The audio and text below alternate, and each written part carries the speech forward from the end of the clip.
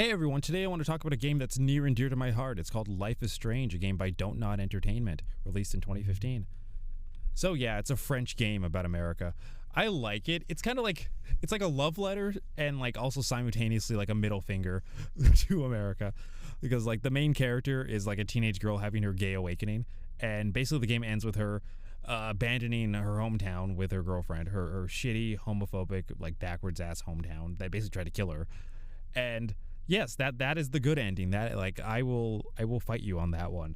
Like okay, I'll actually explain it. So the game has two tracks. One is the typical one that everyone always talks about, the coming of age narrative, the Greek tragedy, the Orpheus and Eurydice story, where Max goes into the underworld to rescue Chloe and then kind of realizes, everything's falling apart because I messed with like the balance of things. So you basically have to like go back in time and have Chloe die in the bathroom, or you can choose the option that everyone calls selfish, which means like let everyone die. But the thing is that people call it selfish because they blame Max for the storm. There's nothing directly in the story aside from like that one comment from Warren that says that Max actively caused the storm. Like every character in the story is biased. They don't know what's going on objectively. Everyone's just guessing and throwing stuff at the wall. The idea that like Max objectively caused the storm is just not true. Max basically ends up as like the codependent for the entire town, where everyone starts like projecting their hopes and dreams onto her, and their own fears and anxieties and hatred too, like in the case of like Victoria and Nathan. So it really is a story about being a woman in like modern society. Like you spend 1 week as a woman. It is a woman simulator. You spend 1 week as a woman, you get like harassed by every male character in the game. It's also a relationship simulator. I already talked about that in my other video. Relationship simulator with Chloe, and like Chloe is a very divisive figure. She's basically kind of like a Jesus figure. You could see whatever you want to see in her. Have to go from there. It's a very thought-provoking game. I really love to like. You can basically analyze every second of this game, and I will. I'll do like a whole deep dive on the series. This is just a short video where I'm basically explaining what I think the game is actually about after just thinking about it all year. Well, I thought about other stuff, of course, but I mean, like, just after thinking about the game for a little while. So yeah, I don't think it's like entirely this Greek tragedy where you have to like let go of your muse and move on with your life. I think it's the second road, the road that it's a feminist justice story. That's like the hidden story within it. It's a sort of fable, like a biblical fable, like a Sodom and Gomorrah story. Basically, God sends two angels to rescue Lot and his two daughters from Sodom and Gomorrah, from its destruction, from its inevitable destruction. And that's kind of the game too. Like the two angels are like the doe and the butterfly. Lot could be David, and the two daughters are Chloe and Max.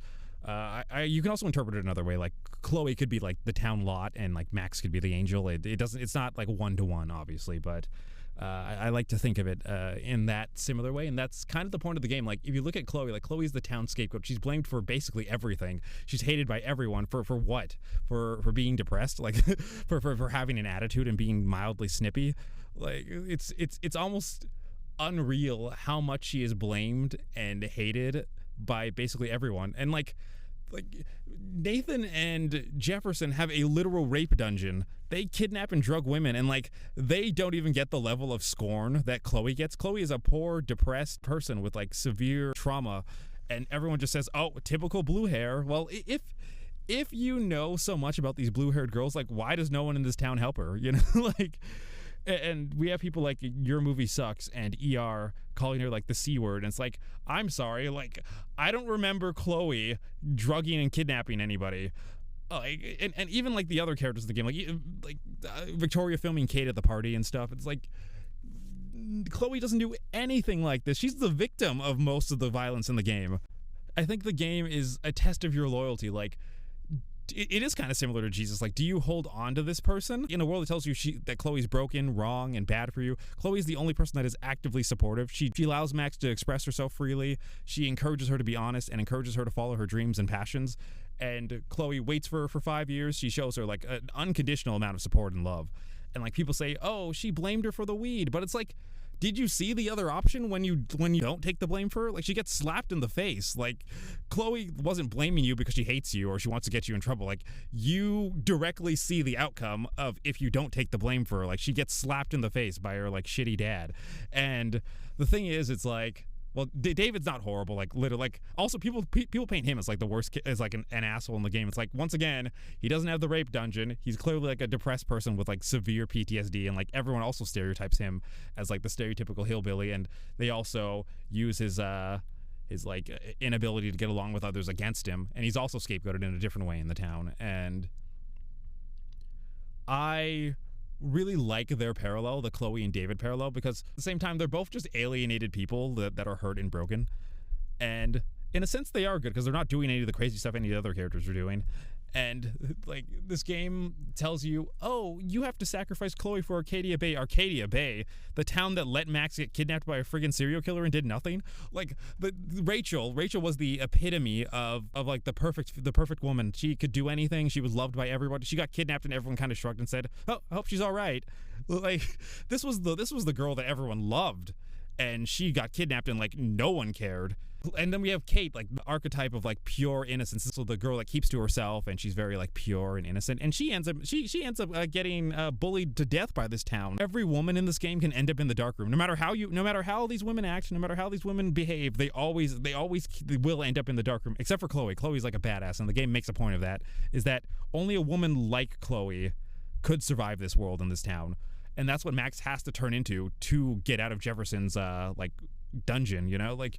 Max at the beginning of the game would have just totally folded in there, but like after meeting Chloe and gaining that strength, Chloe is the subject and Max is the camera, but Max is still the main character, and Chloe's dead for like the entire 5th episode. So like this is still Max's story. This is Max's story. It's not about her indecision. That's like the Greek tragedy story. That's the coming of age thing about how Max is finding herself. When in reality, like the real point of the game is like, why does Max want to be a codependent for this town? Why does she want to be this town's hero? Like, and they expect Max to solve all their problems. Even when the storm comes, like they're like, "Hey, Max, help me get down from here." It's like, what? You can't even save yourself? They rely on Max for everything. It reminds me of like, it's a more mature adult look at Majora's Mask. If you ever played Majora's Mask, it's basically the same game. It's basically another story about how a country that's basically being destroyed for its sin against the Skull Kid. He sends a punishing moon down with Majora's power. He sends a devastating moon down to basically kill everyone, and you play the hero. You act as everyone's codependent, doing everything for everyone, basically taking on everyone's sins for them, bearing the brunt of their burden, and everything ends happily because it's a children's game and everyone forgives and everyone forgets. But like, it's not that simple in real life. You can't do that. You can't save and help everyone. The true question of the game is, do you trust Chloe?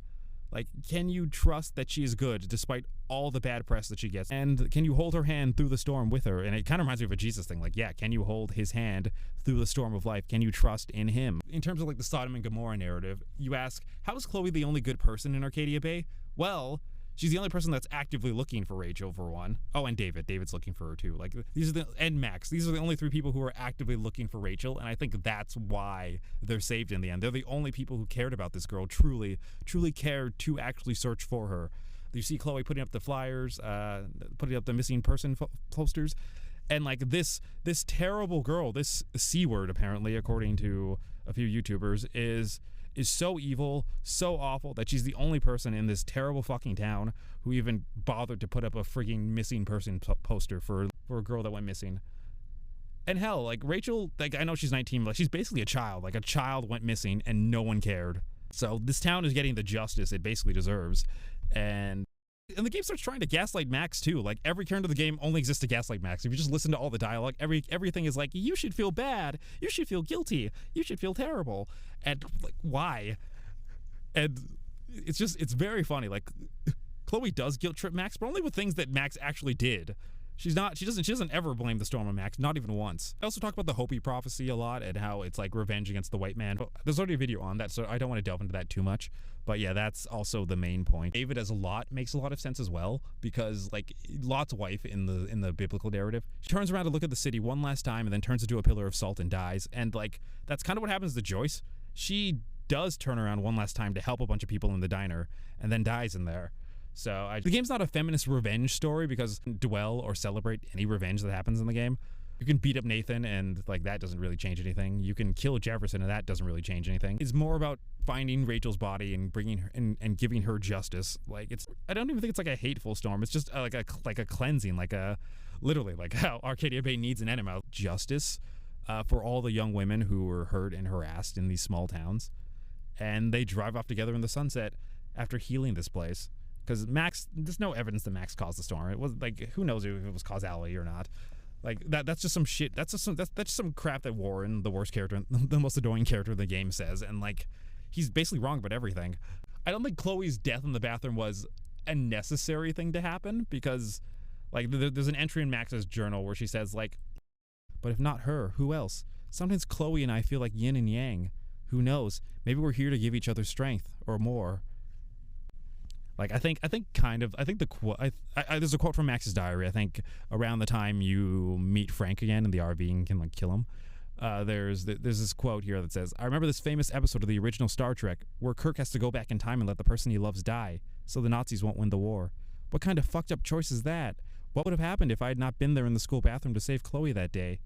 But damn it, I was there, and thus I was supposed to be there. Destiny. Damn it, I was there, and thus I was supposed to be there. Destiny." So it's not a game about screwing up like the timeline. The game is about giving Max the power to change a bad destiny. So that's just how I have begun to interpret the game. That it was supposed to happen. Max was supposed to save Chloe. That's like, why would you even get time powers if you weren't supposed to use them? So it's not a typical time travel story where you're supposed to fix the timeline after. I think Max was supposed to change the timeline and then get the hell out of that town.